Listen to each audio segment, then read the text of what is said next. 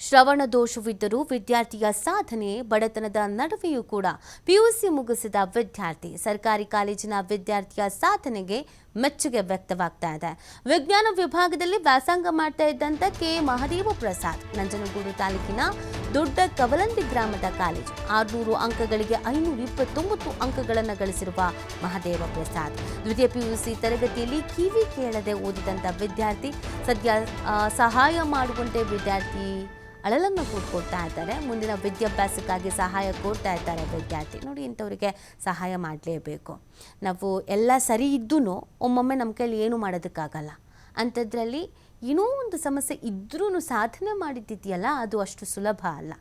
ವಿದ್ಯಾರ್ಥಿಗೆ ಸಹಾಯ ಬೇಕು. ಈಗ ಸಹಾಯ ಮಾಡುವಂಥ ಮನಸ್ಸಿರುವವರು ಸಹಾಯವನ್ನು ಮಾಡಿ ಅಂತ ಕೇಳ್ಕೊಳ್ಳಲಾಗ್ತಾ ಇದೆ. ಶ್ರವಣ ದೋಷ ಇತ್ತಂತೆ. ನೋಡಿ, ನಾವು ಕ್ಲೀನಾಗಿ ಪಾಠ ಕೇಳಿಸ್ಕೊಂಡು ಓದ್ಕೊಂಡು ಬರೆದ್ರೂ ಒಮ್ಮೊಮ್ಮೆ ಪಾಸಾಗೋದು ಕಷ್ಟ. ಅಂಥದ್ರಲ್ಲಿ ಈ ಥರ ಸಮಸ್ಯೆ ಇದ್ರೂ ಚೆನ್ನಾಗಿ ಅಂಕ ಗಳಿಸಿದ್ದಾರೆ.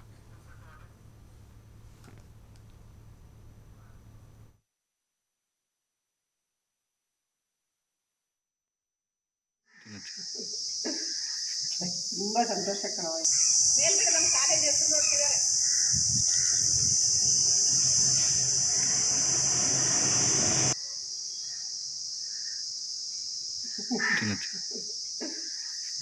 ತುಂಬ ಸಂತೋಷಕರವಾಗಿದೆ. ನಮ್ಮ ಕಾಲೇಜ್ ಹೆಸರು ನೋಡ್ತಿದ್ದಾರೆ.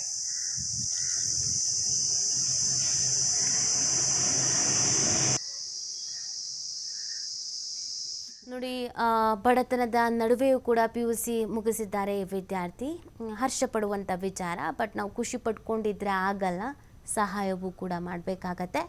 600 ಅಂಕಗಳಿಗೆ 529 ಅಂಕವನ್ನು ಗಳಿಸಿದ್ದಾರೆ ಮಹದೇವ ಪ್ರಸಾದ್ ಅವರು. ಮನೆಯಲ್ಲಿ ಬಡತನ ಕೂಡ ಹೌದು, ಅವರಿಗೆ ಕಿವಿ ಕೇಳಿಸೋದಿಲ್ಲ. ಆದರೆ ಮುಂದಿನ ಎಜುಕೇಷನ್ಗೋಸ್ಕರ ಇದೀಗ ಸಹಾಯ ಬೇಕು ಅಂತ ಕೇಳ್ತಾ ಇದ್ದಾರೆ. ಸಹಾಯ ಮಾಡುವಂಥ ಮನಸ್ಥಿತಿ ಇರುವಂಥ ಮನಸ್ಸುಗಳು ದಯಮಾಡಿ ಸಹಾಯ ಮಾಡಬೇಕು. ಇದು ಸರ್ಕಾರಿ ಕಾಲೇಜು ವಿದ್ಯಾರ್ಥಿಯ ಸಾಧನೆ. ನಂಜನಗೂಡು ಸರ್ಕಾರಿ ಪದವಿ ಪೂರ್ವ ಕಾಲೇಜು ದೊಡ್ಡ ಕವಲಂದೆ.